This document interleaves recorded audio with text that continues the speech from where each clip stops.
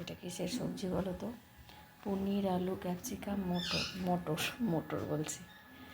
আজ আমি veg rice বানাবো, তার জন্য পনিরের সবজি করলাম। হ্যালো বন্ধুরা, কেমন আছো সবাই? আশা করছি ভালো আছো, আমরাও ভালো আছি। আজকে আমি পনিরের সবজি করেছি, তোমাদেরকে দেখালাম। আর এর সাথে আমি করব আজকে মিক্সড ভেজ রাইস।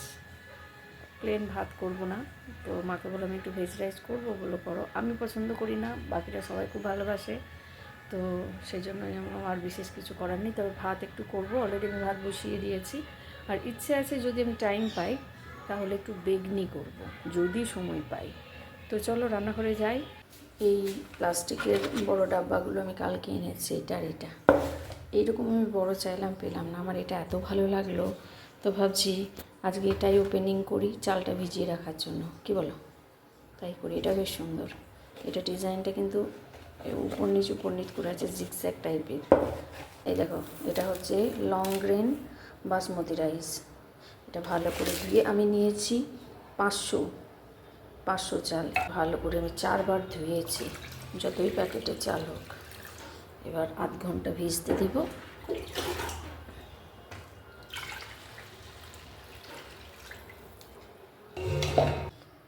গাজর, বিনস, ব্রকলি, ক্যাপসিকাম আর মটর আর কাজু কিশমিশ তো কমন জিনিস, ওগুলো দেবই। এই দেখো, বিনসগুলো আমি এইভাবে কেটেছি, মা কেটে দিয়েছে, একটু বড় কেটেছিল বলে আমি একটু ছোট করে নিয়েছি। আর আমার না গাজরগুলো লম্বা করে ভালো লাগে বেশি, একটু মোটা, কেন কি ভাজার পরে এটা একটুখানি কমে যাবে। আর ভেবেছিলাম ফুলকপি দেব, কিন্তু ব্রকলি দিলাম ইচ্ছা করে, আর একটু ক্যাপসিকাম। আধ ঘন্টা হয়ে গেছে, চালটা আমার ভিজে গেছে, আর আমি রান্নাঘরে চলে এসেছি। এবার ভাতটা করে নেব আগে। তো এই যে আমি জল বসিয়ে দিয়েছি দেখো, আর এই চালটা আমি একটু একটু করে দিয়ে দেব।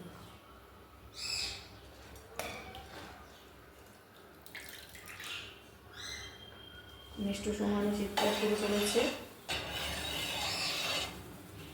আমি 90% ভাতটা করে নেব। বিরিয়ানি যখন আমি করি তখন আমি 80% করি, বাকিটা দমে হয়। কিন্তু এখানে তো দমের কিছু ব্যাপার নেই, যা হবে একেবারেই হবে। তো এই জন্য 90% করব, বাকি 10% যখন সবজিগুলোর সাথে করব তখন। একটু সাদা তেল দিয়ে দেব, ভাতটা তাহলে ঝরঝরে থাকবে। চাইলে লেবুর রসও দিতে পারি, কিন্তু লেবুর রস আমি দেব না। লেবুর রস দিলে কি হয়, ভাতটা সাদা হয় পুরো। লেবুর রস আমি দেব না। এই স্টেজে কিন্তু গরম মশলাও দেওয়া যায়, আমি ওগুলো দেব না, আমি একেবারে ডিরেক্ট তেলেই দেব।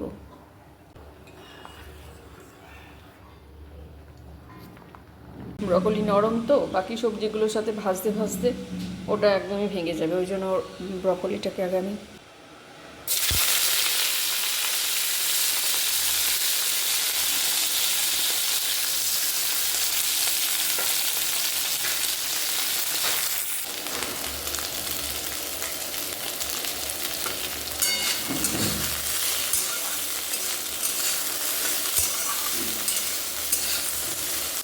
ব্রকলিটা কি সুন্দর দেখো, লাল লাল করে ভাজা হয়ে গেছে।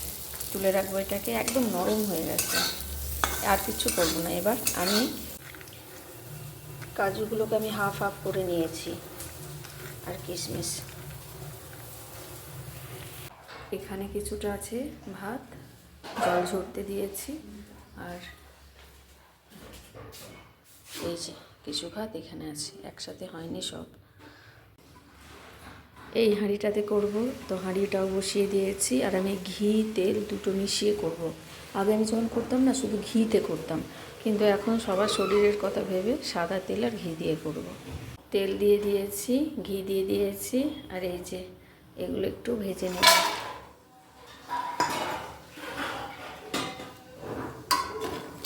বেশি ভাজবো না, তা না হলে এই কিশমিশটা পুড়ে যাবে। এটাকে ভেজে তুলে রাখবো। কিশমিশগুলো যখন পুরো ভাজছিলাম না, পুরো গোল হয়ে গেছিলো একেবারে। চলো এবার ফোড়নটা দিয়ে দিই। এই যে লবঙ্গ, এলাচ, দারচিনি,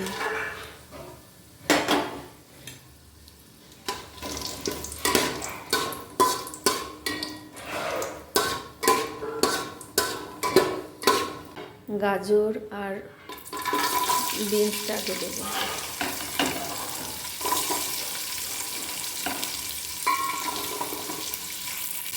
এই সবগুলো ভাজার সময় না, এইসব রান্নার ক্ষেত্রে সবসময় হাই ফ্লেমে ভাজতে হয়,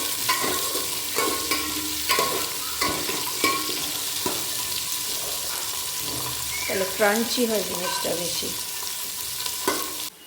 এবার ক্যাপসিকামটা দিয়ে দেবো। ক্যাপসিকামটা কিন্তু আমি অনেকক্ষণ পরে দিয়েছি।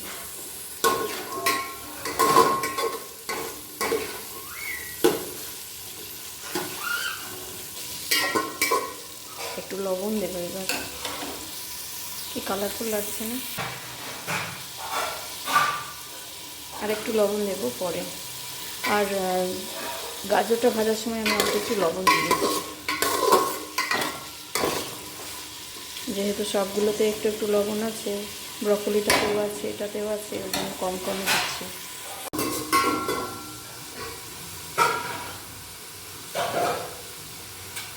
কখন থেকে আস্তে আস্তে করে মাথা খারাপ। বেগুন করবো কয়েকটা, বেগুন কেটে রাখলাম, ছোটো ছোটো বেগুনগুলো কেটে রাখলাম, বেশ কয়েকটা করবো। আমার মিষ্টু খাবে, কখন থেকে আসার জন্য ছটফট করছে। মিষ্টু, আমার মিষ্টু, মিষ্টু, আমার মিষ্টু কই? যতবার আমি ওদিকে পাড়া পাঠাচ্ছি ততবার চিৎকার করছে, মা আমাকে নাও। আসলে আমার কাছে থাকে এই সময়টা। চলো, থ্যাংক ইউ বেবি।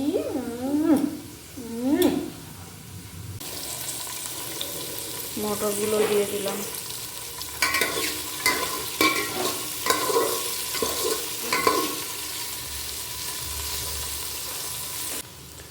চারটে গোটা লঙ্কা দিয়ে দিলাম। মরিচ দিলে ভালো হতো, কিন্তু মরিচ গোটা আছে, গোলমরিচটা ভাঙতে হবে ওটাকে। এটাও হয়ে এসেছে, একটু পরে ভাতটা দিয়ে দেবো। ব্রকলিটা দিয়ে দিলাম। এবার ভাতটা অল্প অল্প করে দিয়ে দেবো। ভাতটা পুরো ঝরঝরে হয়েছে।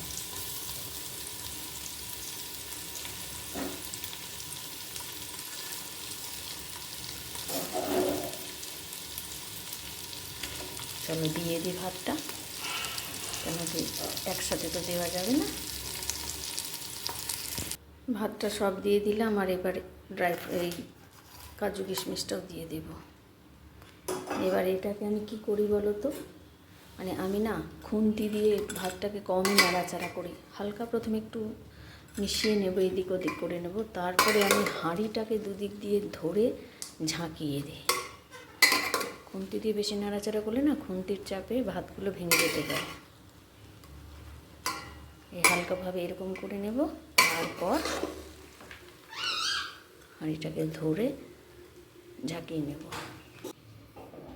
হাঁড়িটাকে এভাবে ধরে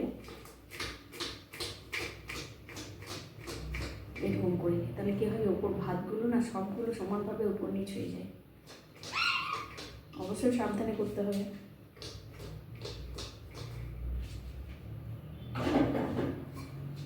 এটা একটু রিস্কি, কিন্তু আমি এভাবেই করি।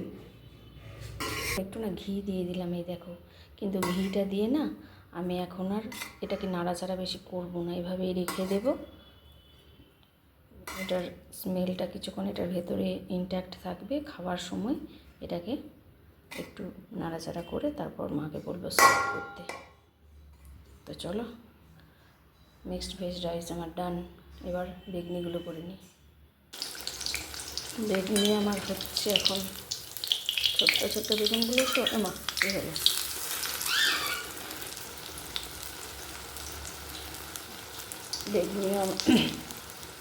বেগনিটাও উল্টে দিলাম। আরও কয়েকটা আছে, তোমাদেরকে একটু দেখিয়ে দিই আমি আজকে কী কী রান্না করলাম। বিশেষ কিছুই না, তাও প্রথমে বেগনিটা দেখাই। দেখো ছোট্ট ছোট্ট বেগুনগুলো ছিল, বেশ সুন্দর হয়েছে। এটা হচ্ছে পনিরের সবজিটা, তোমাদেরকে আগেই দেখিয়েছি। এই নিচের ডেস্কিটাতে না প্লেন ভাত আছে, আর এই যে fried rice, mixed veg rice. নিরামিষ তো, ওই জন্য চিংড়ি টিংড়ি কিছু দিইনি। ওইগুলো দিলে বেশ ভালো লাগে। আমি একটু টেস্ট করে দেখেছি, টেস্ট বলতে একটু জাস্ট লবণ টবণগুলো দেখলাম ঠিকই আছে। ও একটু আমি চিনিও দিয়েছি হালকা। তো চলো, আর এই বাবার জন্য একদম কুচিয়ে শসা কেটে রাখলাম, আর একটু গোল গোল করে শসা কেটে রাখলাম, আর লঙ্কা। এই হচ্ছে আজ আমার রান্নাবান্না। দুষ্টুও চলে এসেছে, ওই দেখো মিষ্টুও সমানে চিৎকার চেঁচামেচি। মিষ্টুকে নিয়ে নিতে গেছিলাম, নিয়েও চলে এসেছি।